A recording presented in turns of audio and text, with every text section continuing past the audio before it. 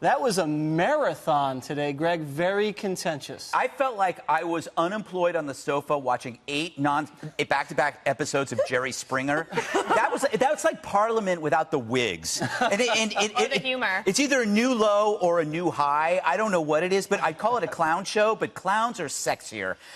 This whole event reveals how little wisdom there is in this world. There's so much noise, so little wisdom. Those are all smart people. They're not dumb people. But the environment, the politics, and the spotlight turns everybody into idiots. And I say all of them. I don't just say Strzok. By the way, Strzok, we're never going to get to the truth because he has 30 lawyers there. 30 Democrat senators are there who are white knighting. Every time you want to get to the truth, they jump in front of him to take the bullet. And it's like, they're not helping him. Nobody's helping him. His smirk drives me crazy. I just want to pull my hair out and scream and get wasted. I think you just described how pretty much everyone watching feels. Oh, it was. You have your finger on the pulse of America. I have the finger on the pulse of something. Yeah, and for someone that has a nice smirk, his smirk definitely bothered me as well. Dana, you do. You're smirk brothers.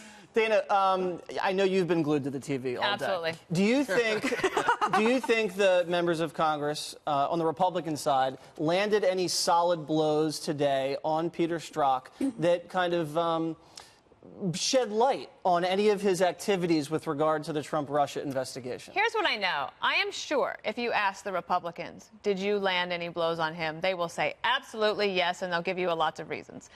Then the Democrats would say absolutely not, and they'll give you all of their reasons, and the polarization continues. I did think it was quite odd that you had the one congressman on the Democratic side said that he wanted to give Peter Strzok a Purple Heart, wow, which is outrageous. That is that's disgusting, actually, to suggest, given what the Purple Heart is actually for.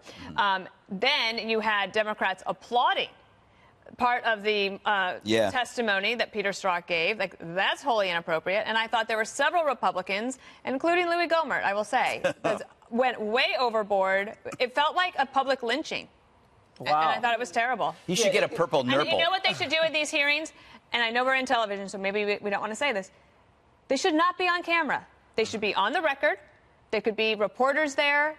It wouldn't be in public. But as soon as you bring cameras into this situation, you have all of this grandstanding. Well, Waters World would definitely take it live. It turns this into a cable news show. Yeah. I mean, nothing against cable news shows. Dana brought up a point about, the Democrats consistently and constantly throughout the day attacked and interrupted and made a spectacle whenever a Republican was getting close to something. They would get out of order. Let's just look at some of the contentious back and forth that happened during the hearing.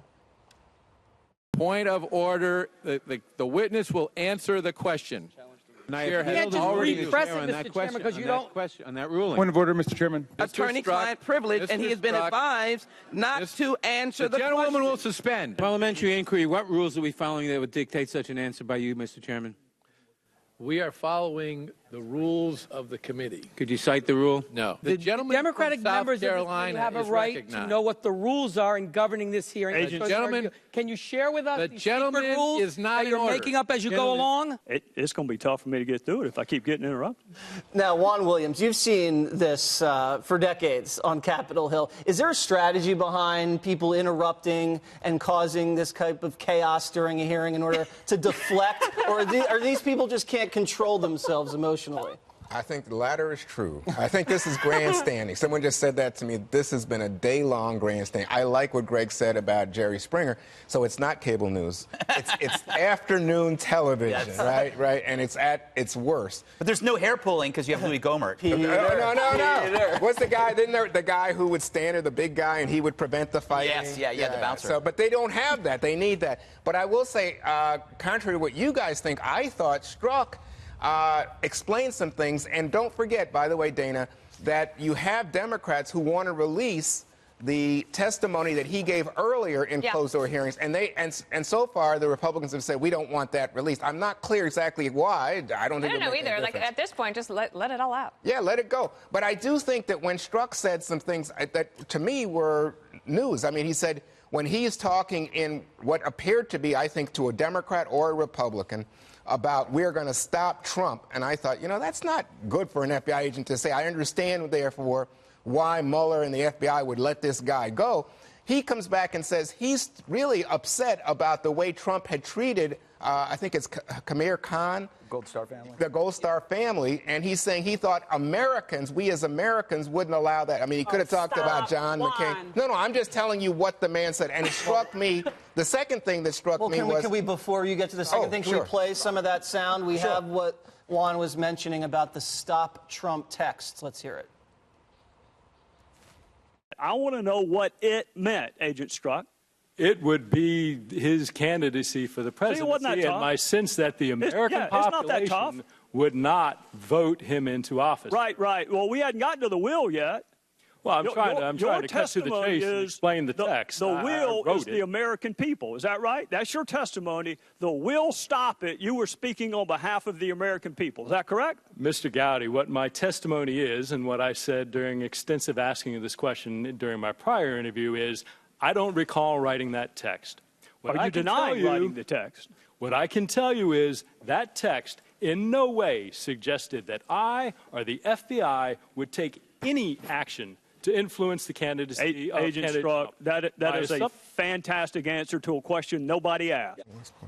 Do you believe that? I don't remember that. No, I don't believe. First of all, you obviously remember it. And secondly, will stop it means that there's intent to do something to stop it.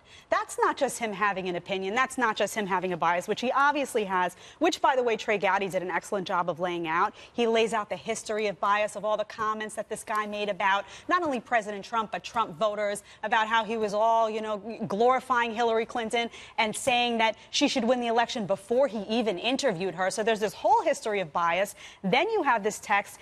It's outrageous. I mean, this is what people say when they say that people in politics think that the American people are a bunch of morons in order to buy this, because there's no way that you could believe. Not only that, Trey Gowdy also lays out at another point that he was thinking that Trump may in fact be able to win the election or may not. It's just ridiculous. Honestly. Well, here's the second thing I wanted to say about Strzok. Strzok makes the case that if he really was trying to stop Donald Trump, he would have leaked the fact of the investigation into Russian collusion with the Trump campaign. See, here's where I disagree with that, because I don't think they would ever leak that they were investigating Trump without any evidence. Because remember, at that point, there was no evidence of collusion. We still have not seen any evidence of collusion. And Trump was running on the system is rigged against me, okay? And I don't think Obama would ever allow or would ever like anybody leaking that they're investigating Donald Trump. Remember, that was his answer for why we didn't do anything about Russia and why we didn't do anything. No, during the 2016, during 2016 one, in the fall, President Obama is on record as saying we didn't want to say anything because we didn't want it to look like we were rigging the election against one candidate. Jesse, you're right, but that's not what we're talking about. We're talking about this guy, this FBI agent, this former Army Ranger, this veteran investigator. If you think he's linking without Comey's approval, you're crazy. No, I'm not. Let me tell you, I'm a journalist. I know who leaks. Guys like him leak, and he didn't leak it. Well, let me ask you this. It was already out, Juan. The dossier was out. Harry Reid hadn't been briefed on it by Brennan. To say that this wasn't out there, it was out there. Can I just add just something about I find it interesting when you can't recall a text, but you can explain the context of a text that you don't recall sending. So I don't remember doing it, but I remember what I meant. However, the thing is, he wins this argument because with a text exchange, it's open to interpretation. I believe there's something nefarious. When he said, we'll stop it, he was talking about him, the insider.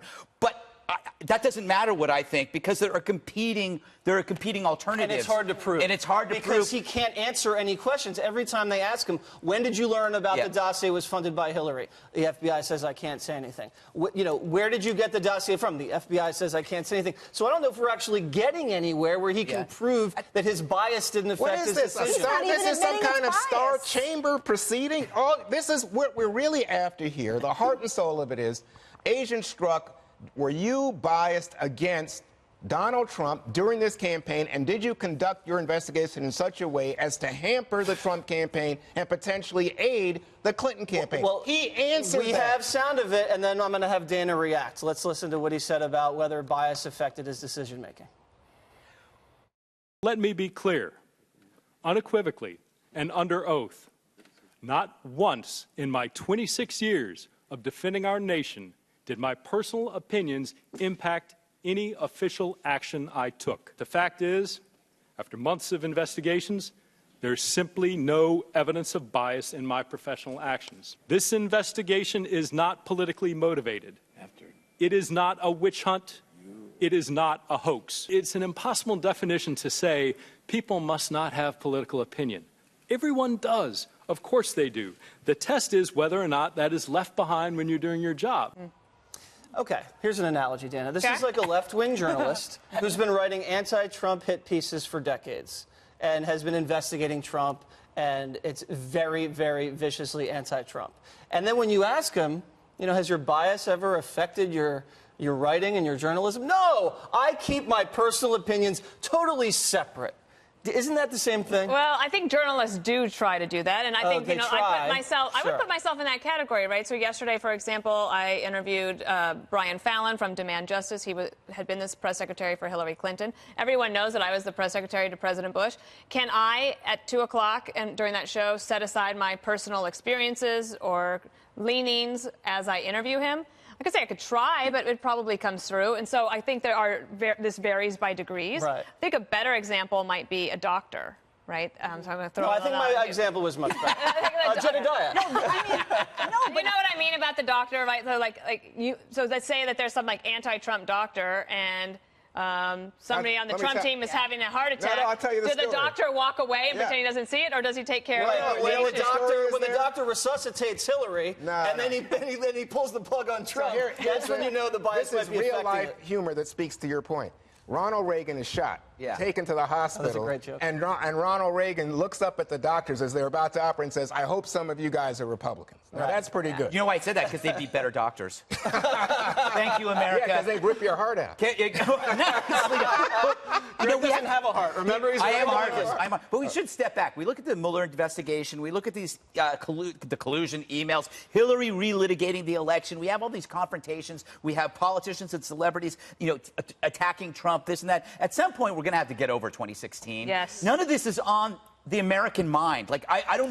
Maybe I'm wrong, because this is on 3 cable networks, but it's summertime. People are out doing stuff. They're walking by. They're going. They don't care. I mean, this. What do you think? Move on. I think Trump has made a point that within the FBI there has been an effort by some of those people, by some aspect of it, to undermine him, and many poo-pooed that and laughed at it and said it's a big joke. And now you see a guy who's coming out. I don't know what more information you would need to not only show his bias, but to show that there was intent here to do something about it. You don't say, if I write a text to Jesse and say, oh, Juan's doing, a terrible job on the show, and Jesse says, well, he just got renewed, and I say, we'll stop it. That means we're going to try to stop you from getting renewed. That doesn't mean the American people are going to write letters in and try to make that happen. You know what happened? This was direct intent. But I would just say in my own defense that it's time for Sharknado. Yeah. And I think lots of people would watch that show just like they were watching this silliness today, All right. Well, also just Daryl Issa forcing him to reenact those texts. That's where they that was great television. Talk about jumping the shark. But,